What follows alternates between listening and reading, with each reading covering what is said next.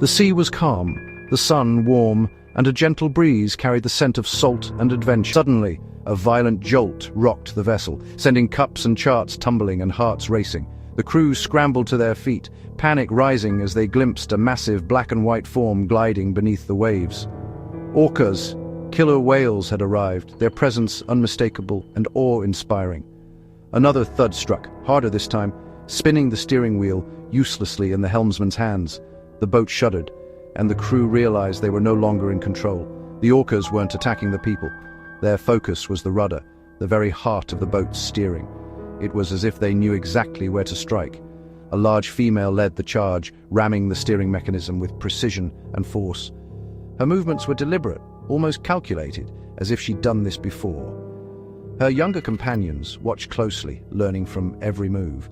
The pod was teaching, passing down knowledge in real time, right before the crew's eyes. The crew could only watch in fear and awe as the pod worked together, nudging and braking the rudder with teamwork that was both terrifying and mesmerizing. Each orca played a role, their coordination flawless.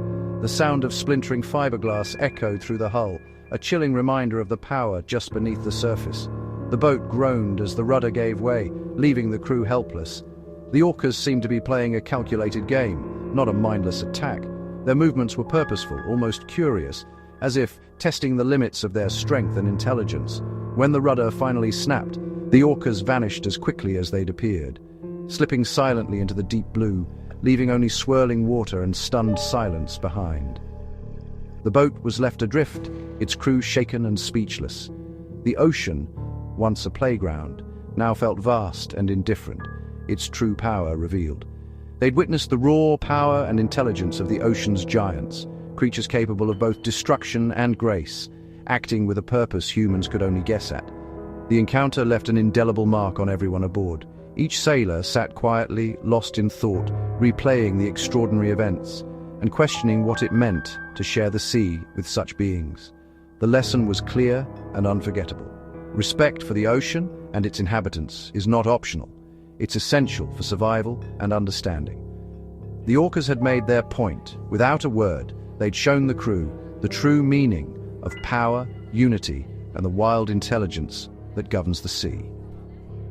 The crew waited for help, forever changed by what they'd seen. Their story would be told and retold, a warning and a wonder for all who venture onto the open water. The orcas had shown them who truly rules these waters, and the lesson would echo in their memories long after the waves had settled. That sailboat story is just one of many. All along the coasts of Spain and Portugal, sailors have reported similar encounters, moments of awe, confusion, and sometimes fear, as orcas approach their vessels with a clear purpose. In recent years, a striking pattern has emerged in these waters: orcas deliberately targeting boat rudders. This isn't a random occurrence, but a phenomenon that's become increasingly common, drawing the attention of sailors, scientists, and the public alike. These aren't random attacks, they're coordinated, almost strategic. Pods of orcas work together, approaching boats in groups, communicating and moving with remarkable precision. A small, endangered group of Iberian orcas has developed this unique behavior. With fewer than 50 individuals left, every action they take is closely watched by researchers. Scientists are fascinated by how quickly it's spread within pods. What began as isolated incidents has now become a widespread trend, suggesting a rapid learning process among these intelligent animals. Adults lead, juveniles observe, and the behavior is passed on. Young orcas watch and imitate, learning the technique from their elders, much like traditions are handed down in human cultures.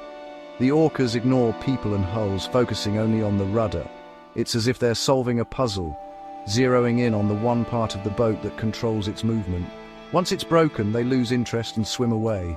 The encounter ends as abruptly as it began, leaving behind damaged boats and bewildered crews. This isn't aggression, it's curiosity, maybe even play. Some experts believe the orcas are experimenting, testing their environment, or simply entertaining themselves. As more boats enter their habitat, these encounters increase. The growing overlap between human activity and orca territory means this phenomenon is likely to continue, and perhaps evolve. The rudder strikes are more than a nuisance. They reveal the complex minds of these predators. Each encounter is a reminder of the orca's remarkable ability to adapt and learn. One orca stands out, White Gladis.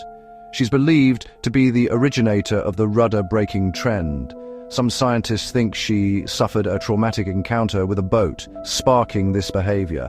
Whether it began as defense or curiosity, her actions spread quickly through her pod. As a matriarch, her influence is immense. Young orcas learn by watching her. Trauma or not, White Gladis's behavior became culture. Her experience is now shared by an entire community. One whale's lesson has become a tradition. Why the rudder? Orcas target it with precision, ignoring the rest of the boat. The rudder moves, creating vibrations and turbulence, irresistible to these sensory-driven animals. Breaking it is a challenge, a puzzle, and perhaps even fun. The crunch of fiberglass is satisfying, like a dog with a chew toy.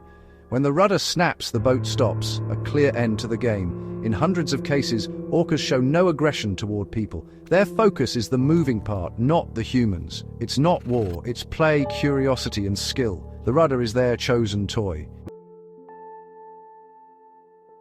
At first, rudder attacks were limited to Iberian waters, but in 2023, an orca off Scotland began ramming a yacht, far from the original group. How did this behavior spread so far? It could be independent invention, but more likely knowledge traveled between pods. Orcas are social, mobile, and capable of sharing ideas across vast distances. The rudder game has gone viral, complicating life for sailors across Europe. Scientists now see orca culture as more interconnected than ever. The ocean's social network is vast and fast. This isn't the first orca fad. In 1987, Pacific Northwest orcas wore dead salmon as hats, a trend that swept through pods, then vanished. The salmon hat served no purpose, it was pure play. The rudder game is similar, but with real consequences for humans. Both are examples of cultural trends spreading rapidly among orcas. The difference? A salmon hat is harmless, a broken rudder is not. These fads show orcas are playful, social, and quick to adopt new behaviors. The rudder game may fade, or it may stick, only time will tell.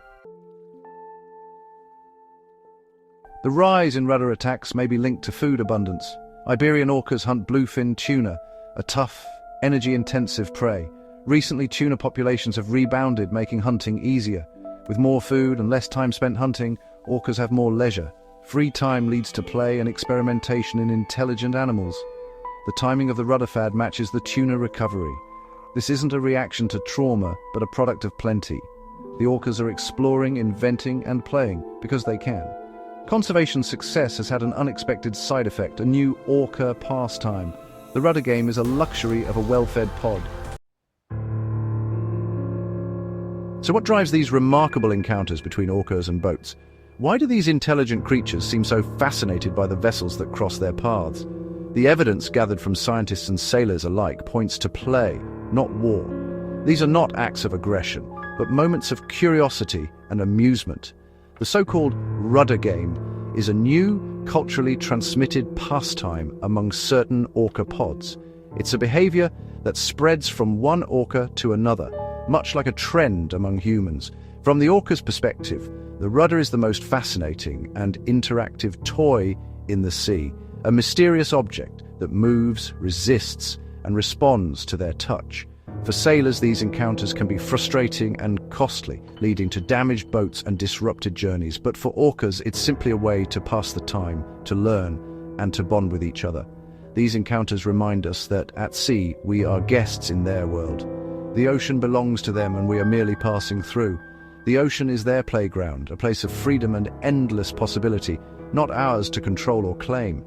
Sometimes the giants below just want to play, reminding us of the joy and wonder that still exists in the wild. When they do, all we can do is watch in awe and wait patiently for their game to end, knowing we've witnessed something truly extraordinary.